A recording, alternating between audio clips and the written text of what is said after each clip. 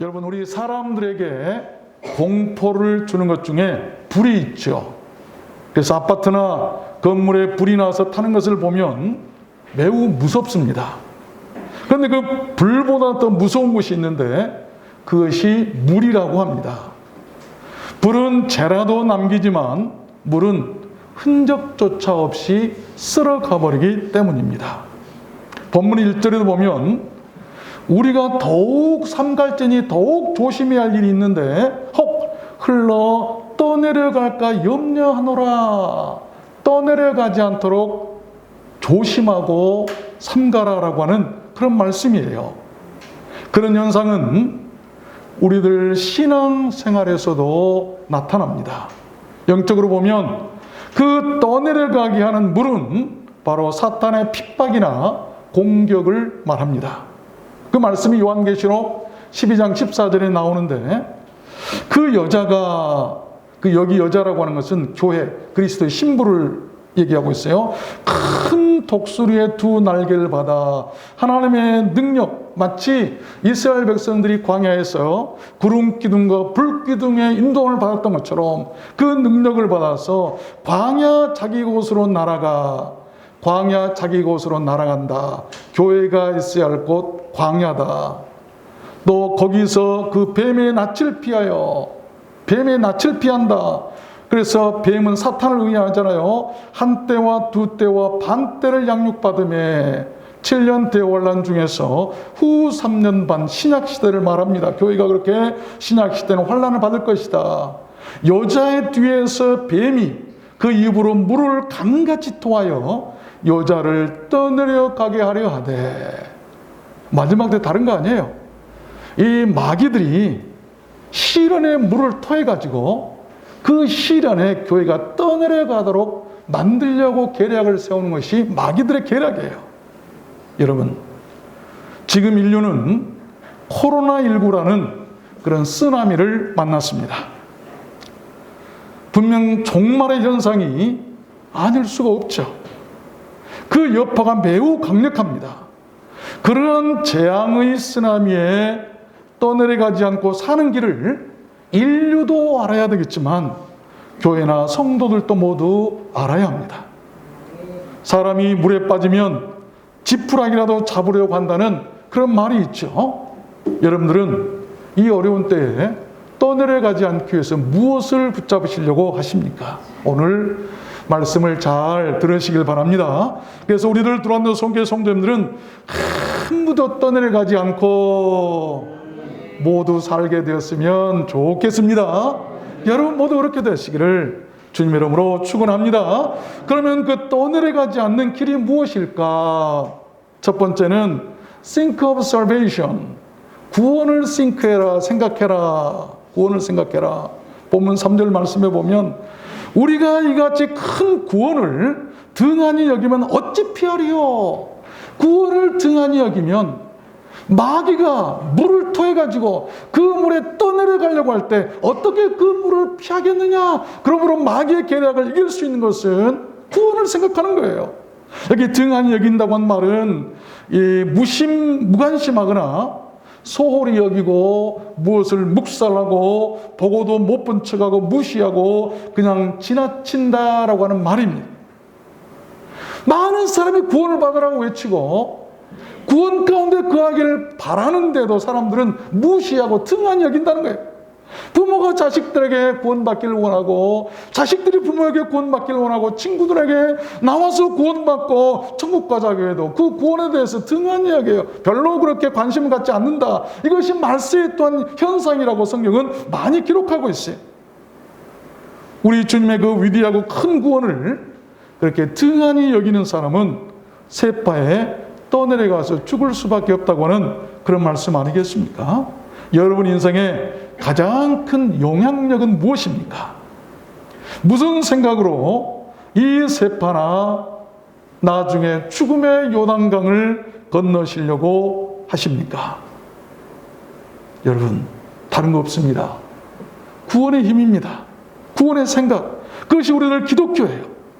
사람이 가장 많이 아프거나 힘들 때 맨 먼저 생각나는 것, 그것이 바로 자기가 의지하는 거예요. 내가 아파서 괴로울 때, 힘들 때, 여러분 맨 먼저 뭐가 생각나십니까? 하나님이 생각나십니까? 천국이 생각나고 기도가 생각나고 하나님께 예배할 것이 생각나십니까? 그 의지하는 거예요. 어떤 사람은 엉뚱한 것을 생각할 것입니다.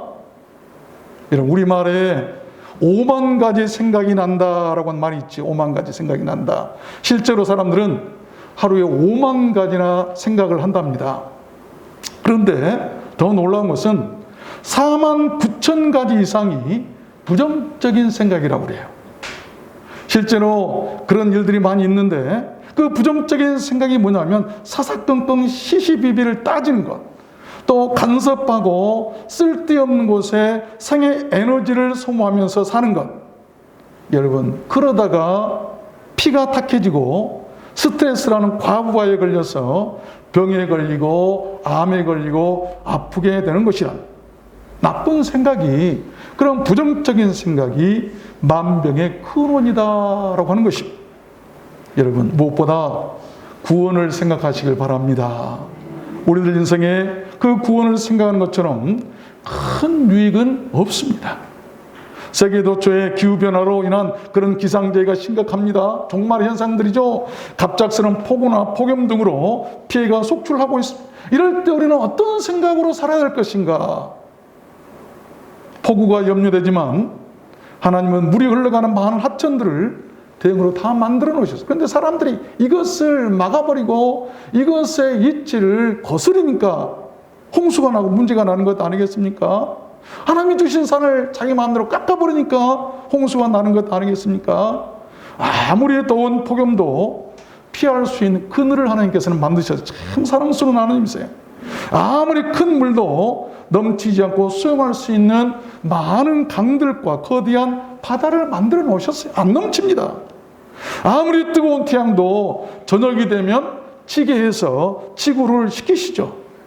또 더더욱 큰 은혜는 우리가 죽어도 걱정 없이 갈 수 있는 천국을 만들어 놓으셨다고 하는 그런 생각, 그런 생각이 구원의 생각이에요. 그런 생각을 하는 사람들은 떠내려가지 않고 이겨내고 산다는 것입니다. 히브리서 11장에 보면 아브라함이 구원을 생각하는 장면이 나오죠.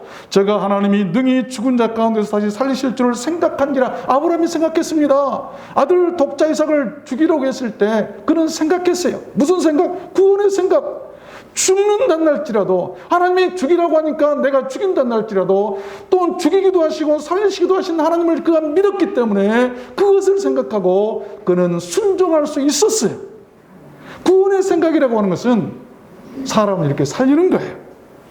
또 마태복음 14장에 보면 베드로의 생각이 나오죠. 바람을 보고 무서워 빠져가는지라 소리질러 가로되 주여 나를 구원하소서 하니 예수께서 즉시 손을 내밀어 저를 붙잡으셨다고 하는 말씀이 나오죠. 우리가 바람을 보고 무서워 빠져갈 때, 지금 사람들은 코로나19로 인해서 무서워서 빠져갑니다. 그때 우리가 해야 될 것은 소리질러서 주여 나를 구원하소서, 구원해달라고 기도했더니 예수님께서 즉시 손을 내밀어서 저를 구원하더라라고 하는 말씀이에요. 우리가 구원을 생각하면 빠져가는 중에도 우리 하나님께서, 주님께서 손을 내밀어 붙잡아 구원해 주실 줄로 믿습니다. 히브리서 2장에도 보니까요, 사람이 무엇이간데 주께서 저를 생각하시며 인자가 무엇이간데 저를 권고하시나이까. 구원의 생각이야. 우리같이 천하고 죄 많고 보잘것없고 하찮고 우리 이런 인간들을 무엇이기 때문에 우리를 이렇게 생각해 주시고 권고하시고 구원해 주십니까? 그런 감사한 마음이 있는 사람은 하나님께 나와서 예배드릴 수 있어요. 어떤 어려움이 우리에게 닥쳐도 여러분 하나님께 나오게 될 것입니다. 두 번째입니다. 우리가 떠내려가지 않는 그 길이 무엇이냐면, 두 번째는 이 anchor the soul, anchor the soul, 영혼의 닻을 거는 겁니다. 영혼의 닻. 히브리 6장 19절에 나오잖아요. 우리가 이 소망이 있는 것은 영혼의 닷 같아서 튼튼하고 견고하여 휘장 안에 들어가나니, 앵커, 이 닻이 무엇이냐면, 우리가 잘 알듯이 배가 파도에 휩쓸려 떠내려가지 않도록 배를 묶어두는 그런 제구 아닙니까? 그렇습니다. 우리가 마귀의 방해나 세파에 떠내려가지 않고 신앙을 지키고 인생을 지키려면 그런 튼튼하고 견고한 영혼의 닻이 있어야 합니다. 그 영혼의 닻이 바로 우리들 믿음과 신앙 아니겠습니까? 만약 그 닻이 없는 사람들은 어느 날 모든 것을 다 잃고 말게 될 것이, 이것이 바로 똑똑한 척하는 무신론자들의 비극이에요. 지금은 괜찮지만 풍랑이 불어오고 파도가 쳐서 우리를 힘들게 할 때, 여러분 그때 필요한 것은 영혼의 닻이에요. 닻이 어디에 걸려 있는가? 그런 부류의 대표적인 사람이 성경에 나오잖아요. 어리석은 부자에 나오는 그 사람이에요. 그는 많은 것을 소유했습니다. 그런데 영혼의 닻을 천국에 걸지 않고 이 땅 자기 창고에다 걸었어요. 여러분, 그래서 모든 것을 하룻밤에 잃고 말았던 것 아니겠습니까? 그것이 또한 우리가 신앙생활을 해야 할 절대적인 이유 아니겠습니까? 에스겔서 20장에 보면 내가 너희를 언약의 줄로 매겠다, 언약의 줄로 매려니와, 호세아에서 보면 내가 사랑의 줄로 너희를 이끌었다. 줄이 있어요. 주님께 연결된 줄, 언약의 줄, 사랑의 줄. 여호수아 2장에도 보니까 우리가 이 땅에 들어올 때 우리를 달아 내려온 창에 이 붉은 줄을 메고 네 부모와 형제와 네 아비의 가족을 다 네 집에 모으라. 라합이 가로되 너희의 말대로 할 것이라고 붉은 줄을 창문에 매니라. 여호수아가 기생을 라합과 그 아비의 가족과 그에게 속한 모든 것은 살린지라. 거기도 줄이 나오죠. 붉은 줄, 예수 그리스도의 십자가에 피 묻은 그 바로 줄을 상징하는 것 아니겠습니까? 그것을 보고 구원하시는 거예요. 시편 110편에도 보면 여호와는 하나님이시라 줄로 희생을 제단불에 매일지니라. 우리는요 주의 제단에 줄로 맨바 돼야 돼. 프랑스에서 있었던 일인데 93세나 되는 그런 할아버지가 코로나19에 감염되어서 병원으로 이송이 되었답니다. 그런데 그는 24시간 동안 산소 공급을 받은 후에 몸이 극적으로 회복되었어요. 치료가 끝나자 그 의사는 그 할아버지에게 50만 프랑을 지불하라고 이 청구서를 냈답니다. 우리 돈으로 한 560만 원. 많은 돈이죠. 그런데 이 할아버지가 그 청구서를 보더니 펑펑 눈물 흘리면서 울기 시작했어요. 그러니까 의사는 지불할 돈이 없어서 그러십니까? 가난해서 그러십니까? 그러나 너무 괴로워하지 마십시오. 길이 있을 것입니다. 그때 할아버지가 그 의사를 향해서 이런 말을 했답니다. 아닙니다. 나는 갚을 돈이 없어서 우는 것이 아닙니다. 내가 눈물을 흘리는 것은 고작 24시간 산소를 공급받았는데 그 금액이 50만 프랑이나 된다는 것을 보면서 깨닫는 바가 있었기 때문입니다. 나는 그동안 하나님께 주신 산소를 93년 동안이나 공짜로 마시면서 살았습니다. 그러나 한 번도 돈을 지불해 본 적이 없었습니다. 내가 코로나에 걸려서 24시간 산소를 공급받아 보니까 이제야 내가 깨닫고 알 것 같습니다. 그동안 하나님께서 주신 산소를 93년 동안이나 공짜로 마시면서 살아왔는데 지금 와서 보니 너무나 부끄럽네요. 내가 그동안 하나님께 얼마나 많은 빚을 졌는지를 생각하니 감사해서 눈물이 난 것입니다. 이번 주일에 교회에 나가서 그분께 꼭 헌금을 드리겠습니다. 그러자 의사도 고개를 끄덕이면서 같이 눈물을 흘렸다고 합니다. 실화래요. 여러분께서는 하나님께 무슨 정신으로 헌금을 드리십니까? 저는 이게 바로 헌금 드리는 정신이구나. 이것저것 따지는 게 아니라 그렇구나. 우리는 하나님께 너무나 많은 빚을 지고 살아가고 있어요. 여러분 영혼을 천국 제단불에 메고 있는 그 튼튼하고 견고한 그 닷줄은 무엇입니까? 무엇이 여러분 인생이나 영혼을 떠내려가지 않도록 붙들고 있다고 생각을 하십니까? 믿음의 닷줄을 거시길 바랍니다. 감사의 닷줄을 걸어보세요. 닷줄이 여러분을 떠내려가지 않도록 붙들어 메고 있다는 것을 여러분 꼭 믿으시기를 바랍니다. 그것이 또한 코로나19와 같은 세파 속에서 우리가 신앙을 지키고 나가야 할 확실한 이유가 아니겠습니까? 여러분, 풍랑이 클수록, 배가 클수록 오히려 믿음의 줄은 더 강하게 해야 돼요. 강하게 해야 돼요. 지금은 풍랑이 더 세차지고 있는데 믿음의 줄을 더 강하게 할 이때에 마귀의 꾀임에 받아서 믿음의 줄을 더 약하게 하고 있으니 떠내려갈 수밖에 없는 거예요. 불순종하고 딴 길로 가던 요나를 그 죽음의 바다에서 죽지 않도록 살게 해줬던 그 영혼의 닷줄이 무엇이었습니까? 기도의 줄이었어요. 기도. 그런 물고기 뱃속에서 사람들은 눈에 보이지 않고 밖으로 나올 수도 없었고 갇혀 있었지만 기도는 막힘이 없어요. 기도의 줄은 막힘이 없는 거예요. 요즘에 뭐 북한과 남한 뭐 핫라인이 연결됐다, 전화선 끊어지면 끝날 텐데 이런 이 땅의 모든 줄은 다 끊어지지만 기도의 줄은 안 끊어져요. 그 기도의 줄이 끊어지지 않게 하시길 바랍니다. 그래야만이 우리가 살아남을 수 있고 떠내려가지 않을 수 있다는 것이죠. 마지막 세 번째입니다. 우리가 떠내려가지 않는 길이 무엇일까? Fix to Jesus. 예수를 바라보는 것이죠. 예수를 바라보는 건 우리가 무엇을 바라볼 것인가? 히브리서 12장 2절에 보니까 믿음의 주여 또 온전케 하신 이인 예수를 바라보자. 여기 바라보라고 한 말은 우리들 눈을 예수님께 고정시켜라라고 한 말이에요. 우리들 시선이 예수님께 자리 잡도록 정착시키라. 우리 신앙이요 정착돼야 돼요. 늘 떠돌아다니는 것은 안 좋아요. 우리들 시선이 바로 그렇게 예수님께 고정되고 그리고 예수님께 자리가 잡혀서 정착된다고 한다면 안정되고 흔들리지 않고 떠내려가지 않게 될 줄로 믿습니다. 그것이 또한 우리가 믿음 생활해야 할 분명한 이유예요. 사람은 시야에서 벗어나면 멀어질 수밖에 없어요. 이게 마귀의 전략이에요. 성도들 때 비대면 이렇게 가다 보면 언젠가는 다 멀어질 수밖에 없는 것이죠. 다 떠내려갈 수밖에 없어요. 마귀가 지금 그걸 종용하고 있잖아요. 사도행전 7장에 보면 스데반 얘기가 나오죠. 스데반이 성령이 충만해 하늘 우러러 주목하면서 하나님의 영광과 및 예수께서 하나님 우편에 서신 것을 보았다라고 그가 순교하면서 얘기했던 장면이죠. 자, 그가 이렇게 말합니다. 보라, 하늘이 열리고 인자가 하나님 우편에 서신 것을 보노라. I see, 나는 본다. 너희들은 못 보지만 나는 본다라고 한 말씀.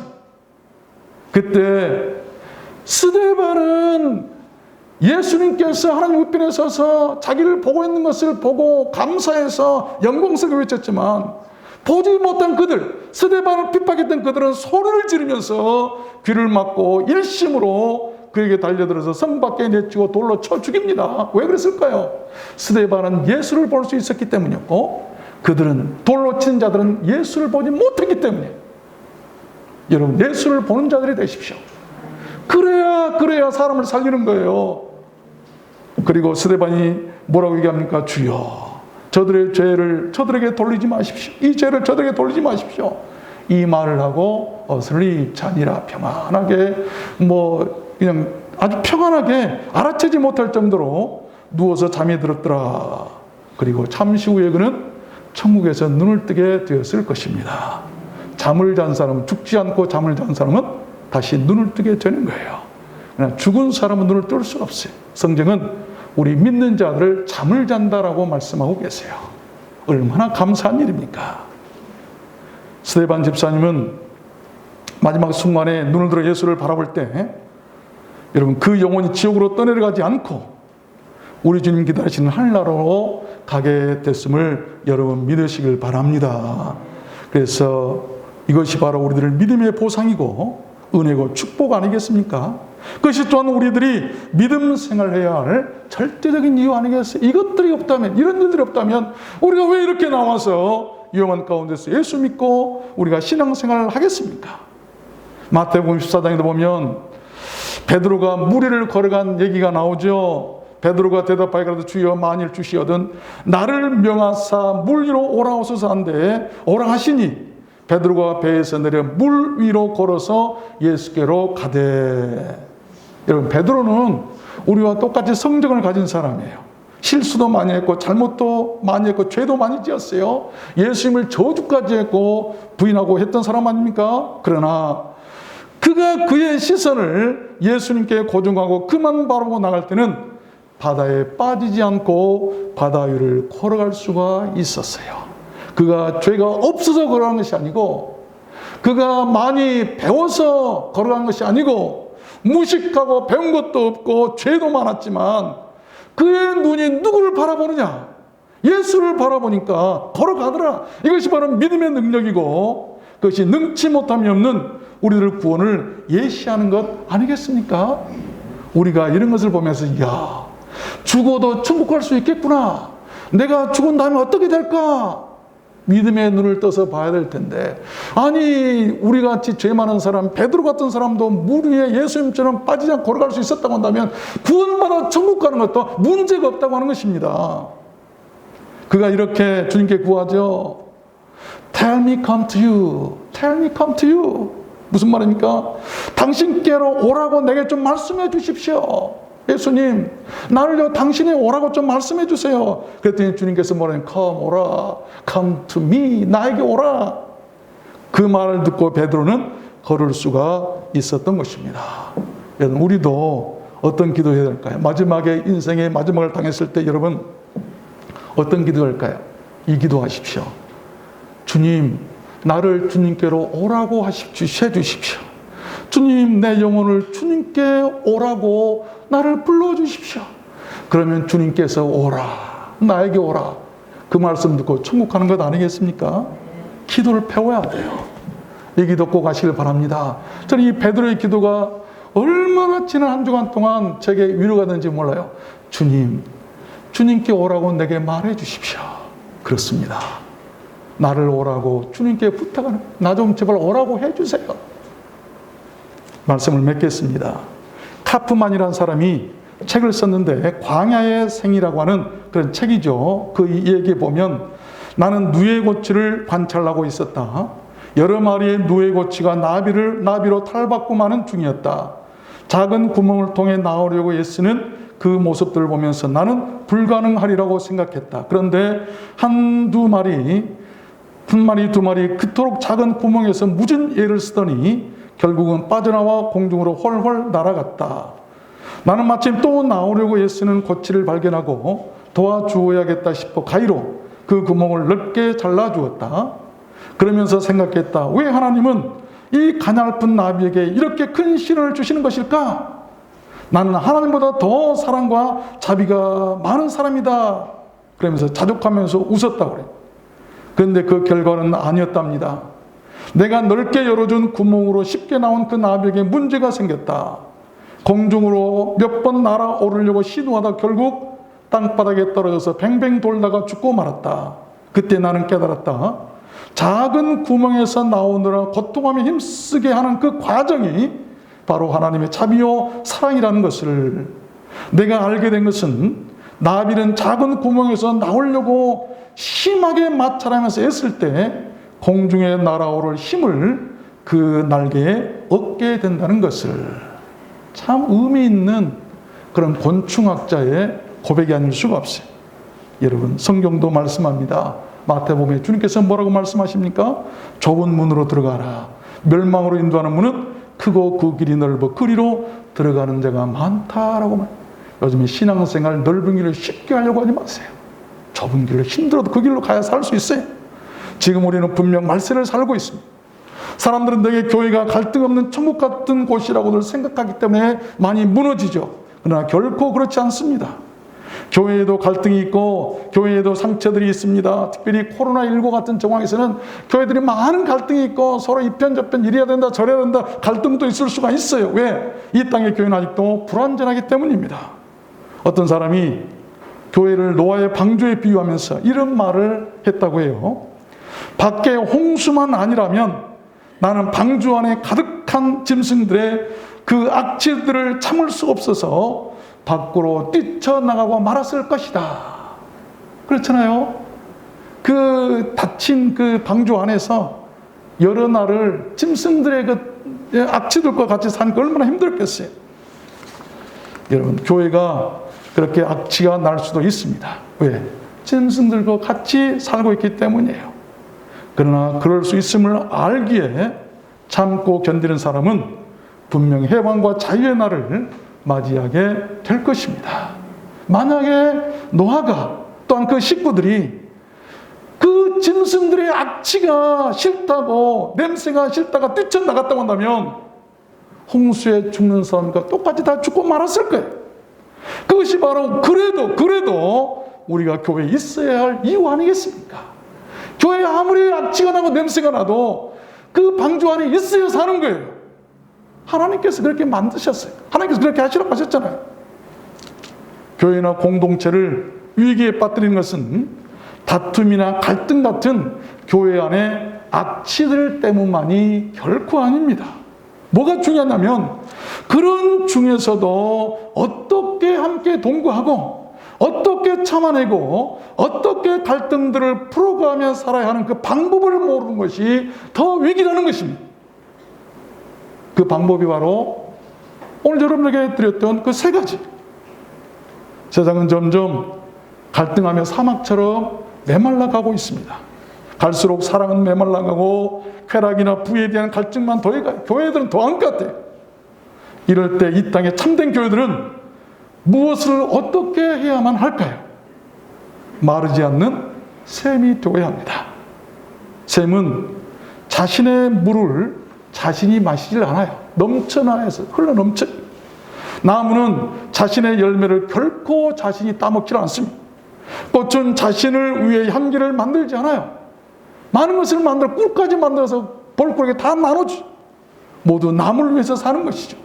그것이 창조주 하나님의 창조 목적이요 법칙 아니겠습니까? 우리 사람들도 그래야 돼. 나를 위해서 사는 사람은 잘못된 사람들이죠. 우리 두란노 소원교회 하늘 멤버들은 그렇게 모두의 행복을 위해서 마르지 않는 샘물과 같은 그런 사람들로 살았으면 좋겠습니다. 좋은 말이 좋은 샘물이에요. 선한 미소나 아름다운 행실이 좋은 샘물이에요. 그래서 한 사람도 목마르지 않고 한 사람도 떠내려가지 않고 모두 하나 되고 모두 살고 모두 구원받고 모두 행복했으면 좋겠습니다. 로마서 11장에 엘리야 얘기가 나와요. 자, 주여 우리가 주의 선지자들을 죽였으며 주여 저희가 주의 선지자를 죽였으며 주의 제단들을 헐어버렸고 나만 남았는데 내 목숨도 찼나이다 하니 저에게 하신 대답이 무엇이뇨? 내가 나를 위하여 바알에게 무릎을 꿇지 아니한 사람 7천을 남겨뒀다 하셨으니 그런즉 이와 같이 이제도 은혜로 택하심을 따라 남은 자가 있느니라. 다 간다 할지라도 바알에게 무릎을 꿇지 아니하는 사람 7천을 하나님께서 남겨놓은 사람이 있다. 그 택하신 사람이다. 은혜로 택하신 사람들이라고 하는 것이죠. 여러분, 저는 여러분을 사랑하고 존경합니다. 그래서 여러분들을 위해서 날마다 쉼없이 기도하고 있습니다. 코로나19가 아무리 세차고 아무리 우리를 죽이려 해도 은혜로 택하심을 받아서 그 물결에 떠내려가지 않고 구원받아 그 남은 자들이 바로 우리를 두란노 소원교회 여러분들이셨으면 참 좋겠습니다. 여러분, 구원을 생각하십시오. 영혼의 닻을 걸고 예수를 바라보십시오. 그러면 떠내려가지 않고 살게 될 줄로 믿습니다. 여러분 모두 그렇게 되시기를 주님의 이름으로 축원합니다. 축원합니다. 우리 찬양하도록 할까요? 어두운 밤에 캄캄한 밤에